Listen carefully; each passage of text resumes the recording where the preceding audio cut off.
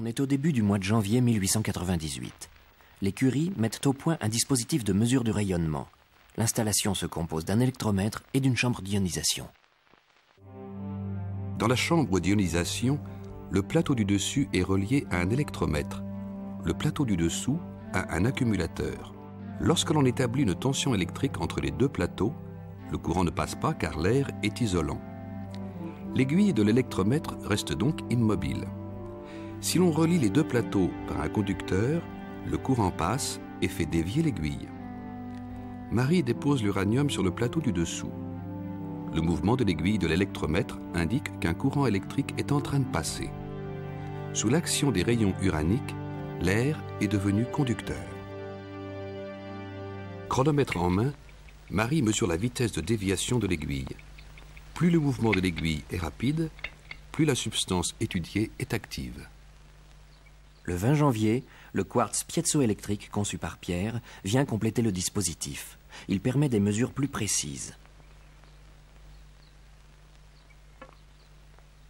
Marie constate alors que le thorium émet un rayonnement analogue à celui de l'uranium. Elle constate également que la pêche blinde, un minerai d'uranium, a une activité beaucoup plus forte que ne le laissait prévoir sa teneur en uranium ou en thorium.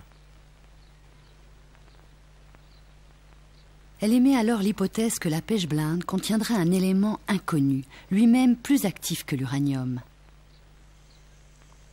Vivement intéressé par la question, Pierre Curie abandonna son travail sur les cristaux, provisoirement croyait-il, et se joignit à moi pour la recherche de la nouvelle substance.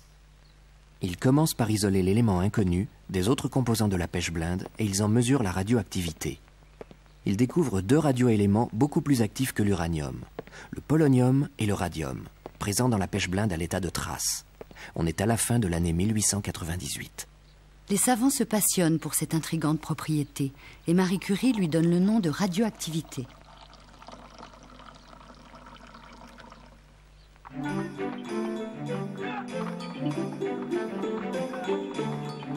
Mais il lui faut encore réussir à extraire du radium pur pour convaincre les chimistes qu'il s'agit bien d'un élément nouveau.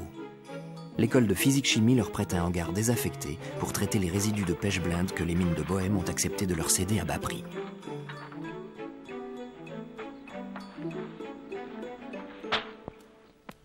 Une baraque en planche, au sol bitumé et au toit vitré qui protège mal de la pluie, quelques vieilles tables, des chaises branlantes, un vieux poêle très insuffisant, et le tableau noir dont Pierre aimait tant à se servir.